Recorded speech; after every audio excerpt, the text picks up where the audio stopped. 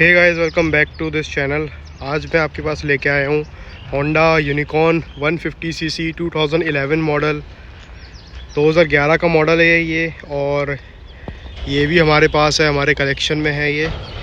और Honda unicorn मतलब यार काफ़ी फेमस बाइक हुई करती थी अपने टाइम में। मतलब अपने टाइम में क्या यार, अभी भी आज के टाइम में 2025 में भी अगर मैं बात करूँ तो सेम लुक पे होंडा यूनिकॉर्न आज भी बिकती है। और उसकी फ़ैन फॉलोइंग इतनी है, इतना मेरे को बिल्कुल भी नहीं पता था कि होंडा यूनिकॉर्न की फ़ैन फॉलोइंग इतनी ज़्यादा होगी। आज भी ये लुक सेम टू सेम ये बिक रहा है, जबकि मेरे को ये रोड पे इतनी दिखती नहीं थी। मेरे को पल्सर, अपाचे यही सब दिखती थी रोड पे अपने टाइम में। लेकिन 2004 या 2005 के आसपास होंडा यूनिकॉर्न लॉन्च हुई थी इंडिया में सबसे पहले। तब एलॉय व्हील्स वगैरह सेल्फ स्टार्ट नहीं आता था, सिर्फ रिम्स आते थे और किक स्टार्ट में सेम लुक पे आती थी होंडा यूनिकॉर्न। और मीटर भी उस टाइम में सेम आता था, जैसे कि आप ये देख रहे हो।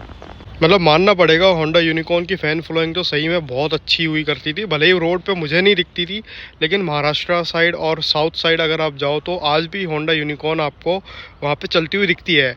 मैं दिल्ली एनसीआर में रहता हूँ। दिल्ली एनसीआर में इतनी यूनिकॉर्न नहीं दिखती, लेकिन दिखती है। इतनी भी नहीं दिखती जितनी महाराष्ट्र और साउथ साइड में दिखती है। ये RJ24 से रजिस्टर्ड है। सिरोही राजस्थान में जब हम थे तब ये मेरे पापा ने ली थी। एक्चुअली इस बाइक की भी कहानी अलग ही है। ये मेरे पापा के फ्रेंड की बाइक थी। मेरे पापा के पास TVS फ्लेम थी, जो कुछ ना कुछ दिक्कतें आती रहती थी, इसीलिए पापा को अर्जेंट में दूसरी बाइक लेनी थी। 2016 की बात है ये। तो 2016 में ये मेरे पापा के फ्रेंड बाइक बेच रहे थे, बहुत अच्छी कंडीशन में थी। जहाँ तक मेरे को आइडिया है, जो मेरे को पापा ने बताया कि 35,000 किलोमीटर चली हुई थी। ये 2011 मॉडल था, और तब हमने ये 35 से 40,000 के आसपास के बीच में ये हमने ली थी। पापा के जानकार में जो थे उनसे ली थी हमने ये। फिर 2016 से लेके 2024 तक, 2023 तक ये हमने काफ़ी चलाई। उसके बाद पापा का जॉब चेंज हो गया, तो उसके बाद ये घर पे खड़ी रहती है। बस मैं ही इसी को मेंटेन करता रहता हूँ। RJ24 सिरोही का पड़ता है। वहाँ पे सीमेंट प्लांट था, वहाँ पे बहुत चलती थी, इसीलिए इसका कलर बहुत फेड हो चुका था। ये तो मैंने क्या है, पेंट करा रखी है। मैंने इसका टैंक पेंट करा रखा है। मैंने इसके एलॉय व्हील्स, साइलेंसर, इंजन वगैरह ये सब मैंने खुद पेंट किया है। टैंक मैंने पेंट करवाया था, वाइज़र मैंने चेंज करवाया है, इंडिकेटर भी चेंज कराए हैं। और क्योंकि ख़राब हो गए थे यार इतने टाइम के हिसाब से, इसीलिए ये बाइक अभी थोड़ी चमचमा रही है। नहीं तो सीमेंट प्लांट में जो बाइक चलती है ना, उसकी हालत बहुत खस्ता हो जाती है। मतलब जैसे अभी ब्लैक दिख रही है ना, ये ब्लैक नहीं दिखती थी। ये थोड़ी सी सीमेंट कलर जो होता है ना, ग्रे टाइप, वैसी दिखती थी ये आज से 2 साल पहले। तो ये थोड़ी बहुत मेरे हाथ पे आई, तो मैंने इसे मेंटेन किया, इसीलिए ये थोड़ी चमक रही है। कह सकते हैं कि ये बाइक हमने सेकेंड हैंड ली है, लेकिन जो उसका फर्स्ट ओनर था वो हमारे नोन में था, इसीलिए काफ़ी साफ़ कंडीशन में बाइक थी। तो इसलिए हमने ले ली थी। ये बाइक अर्जेंट में चाहिए थी, क्योंकि हमारी TVS फ्लेम में काफ़ी दिक्कतें आ रही थी। हमने 2016 में पल्सर 180 भी ली थी। वो एकदम ब्रांड न्यू ली थी, मतलब एकदम नई बाइक ली थी वो हमने। लेकिन वो मेरे लिए ली थी, मतलब मेरे कॉलेज वॉलेज के लिए ली थी। तो इसीलिए वो पापा ने यूज़ करना नहीं चाहते थे। वो नई बाइक थी और मैं दूसरी सिटी में भी था। प्लस पापा का ऐसा सोचना था कि जो नई बाइक है वो प्लांट में ख़राब हो जाती है, इसीलिए उन्होंने नई बाइक के लिए नहीं गए और पुरानी बाइक के लिए ही गए वो। वैसे तो वो सेकेंड हैंड बाइक में ज़्यादा इंटरेस्ट लाते नहीं हैं, लेकिन उनके किसी नोन की थी, अच्छी कंडीशन में थी और होंडा की ब्रांडिंग थी, इसीलिए हमने ले लिया कि भाई रिलायबल बाइक है। नहीं तो अगर मेरे को वैसे ही होंडा यूनिकॉर्न बिल्कुल नहीं पसंद। हाँ, अब यूज़ करते टाइम मुझे इसके जो प्रैक्टिकल यूज़ है उस हिसाब से बाइक मुझे बहुत पसंद आ रही है। लेकिन वैसे उस टाइम के हिसाब से अगर हमें लेनी होती तो मैं TVS अपाचे में जाता।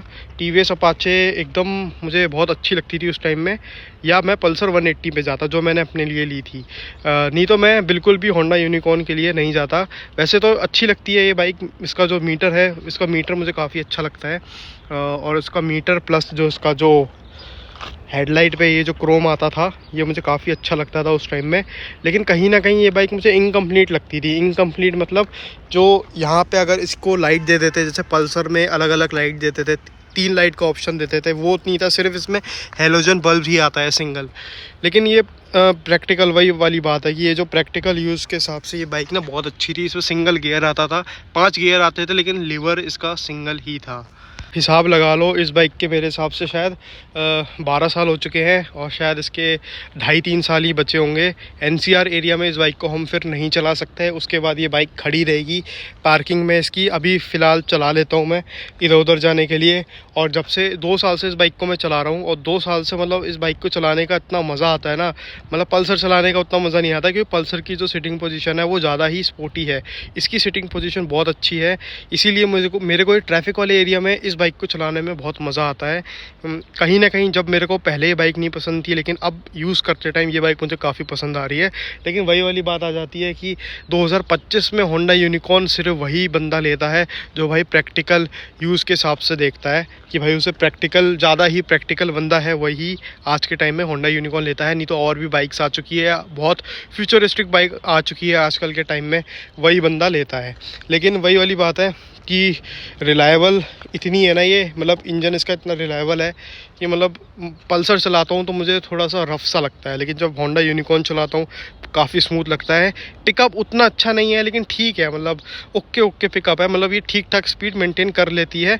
और उसका जो लुक है ये काफ़ी हैवी है भाई, मतलब ये बाइक जो हाईवे पे चलाने के लिए 80, 90, 95 के आसपास क्रूज़ करो तो बहुत अच्छी एवरेज भी देती है, प्लस रिलायबल भी है और आवाज़ भी कम करती है। जैसे हम पहले हाईवे में से चलाया करते थे तो मतलब हाईवे इतना शांत होता था ना, हमारे इसके इंजन की आवाज़ भी हमें इतनी नहीं आती थी। एक बार इंजन का काम हो चुका है, मतलब हाफ इंजन का काम हो चुका है, जहाँ तक मेरे को पापा से पता चला है, क्योंकि मैंने इस बाइक को बहुत कम चलाया है। 2 साल पहले इसका इंजन का काम हुआ था, प्लस यहाँ पे मेरे को अभी ध्यान नहीं आ रहा क्या बोलते हैं, इसके अंदर एक सर्किट होता है, वो भी इसका शॉर्ट हो गया था, ख़राब हो गया था, और CDI यूनिट भी इसका नया लगा है। और मतलब इस बाइक को ये मान के चलो कि थोड़े बहुत खर्चे इसके आ गए थे बीच में, लेकिन वही वाली बात है ना, मेंटेनेंस के ऊपर है। प्लस अगर आपको अच्छा मिस्त्री मिल जाता है ना, मतलब अच्छा मैकेनिक मिल जाता है, तो कोई सी भी बाइक हो वो आपकी मेंटेन रख पाता है। देख लो भाई 52,000 के आसपास ये बाइक चल चुकी है। 35,000 किलोमीटर में जब हमने इसे ली थी उसके बाद हमने इतनी ही चलाई है। हमारी ज़्यादा रनिंग नहीं होती थी, कॉलोनी से प्लांट 2-3 किलोमीटर के आसपास होता था, तो उसका फुल टैंक कराते थे पापा। 10-12 लीटर का उसका फुल टैंक होता था और ये पूरे महीने चलती थी आराम से, कोई दिक्कत नहीं आती थी। एक बार मैं आपको स्टार्ट करके दिखाता हूँ। इसका RPM वाला मीटर पहले काम करता था, फ़िलहाल 4-5 महीनों से ये दिक्कत देता है, कभी काम करता है कभी काम नहीं करता है। बाकी इसकी जो अंदर की मीटर की लाइट है वो भी फ्यूज़ हो चुकी है किसी रीज़न से। जब CDI यूनिट इसका नया लगा था तब फ्यूज़ हो गया था, पता नहीं कुछ इलेक्ट्रिकल प्रॉब्लम आ गई थी इसमें बीच में।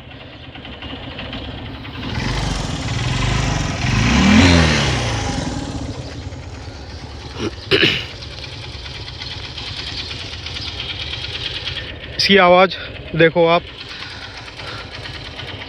बहुत स्मूथ आवाज़ है भाई। मतलब ये जैसे 45-50 ईयर के जो लोग हैं ना, 55-60 के आसपास भी कह सकते हैं, उनको ये बाइक काफ़ी अच्छी लगेगी, क्योंकि ये बाइक काफ़ी प्रैक्टिकल टाइप में है। इसकी हैंडल की पोजीशन, सिटिंग पोजीशन बहुत प्रैक्टिकल है, मतलब आपकी कमर में दर्द नहीं होगा, आपके हाथों में दर्द नहीं होगा।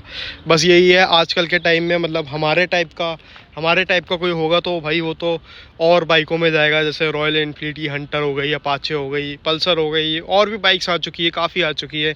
NS 200 एक्सट्रीम हीरो की काफ़ी अच्छी बाइकें आ चुकी है। लेकिन ये बाइक सिर्फ वही लेता है आजकल के टाइम में जो ज़्यादा ही प्रैक्टिकल टाइप में सोचता है। और सही में यार, मतलब मैं 2 साल से इस बाइक को चला रहा हूँ और 2 साल से मतलब मेरे को तो मज़ा आता है इस बाइक को चलाने में।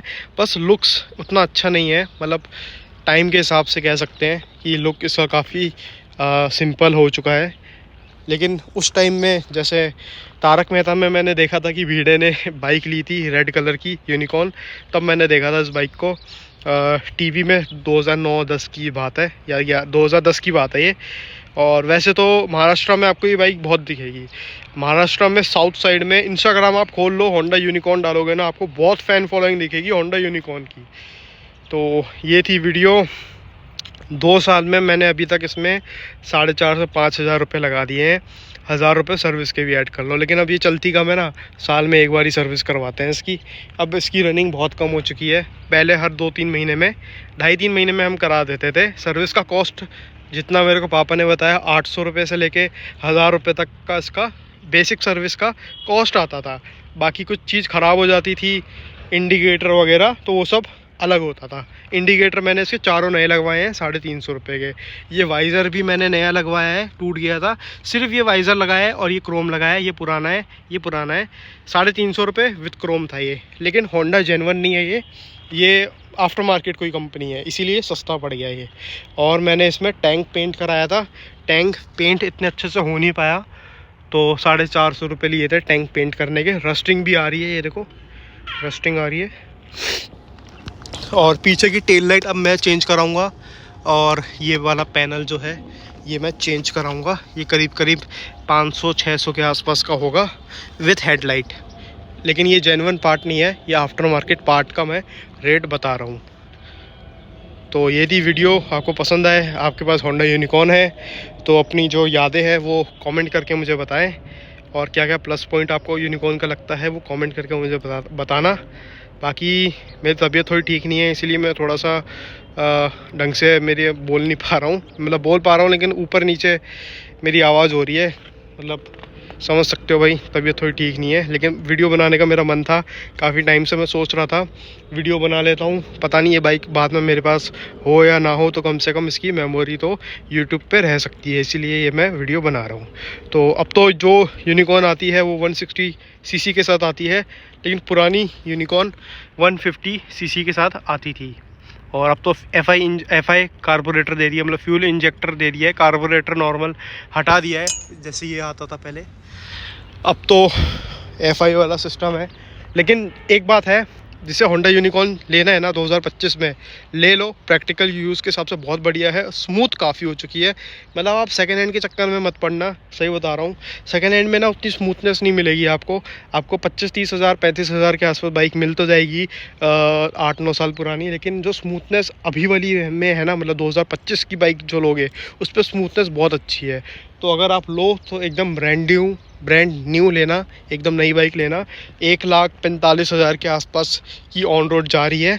उस टाइम में जिनकी ये पहली फर्स्ट ओनर थी, शायद उन्होंने 75 के आसपास इन्होंने ली थी 2011 में, इतना मुझे आइडिया नहीं है।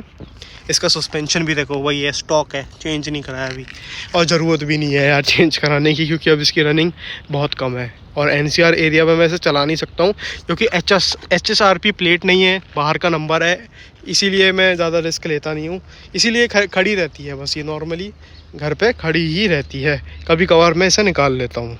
तो तब तक के लिए गाइस, ओके एंड बाय।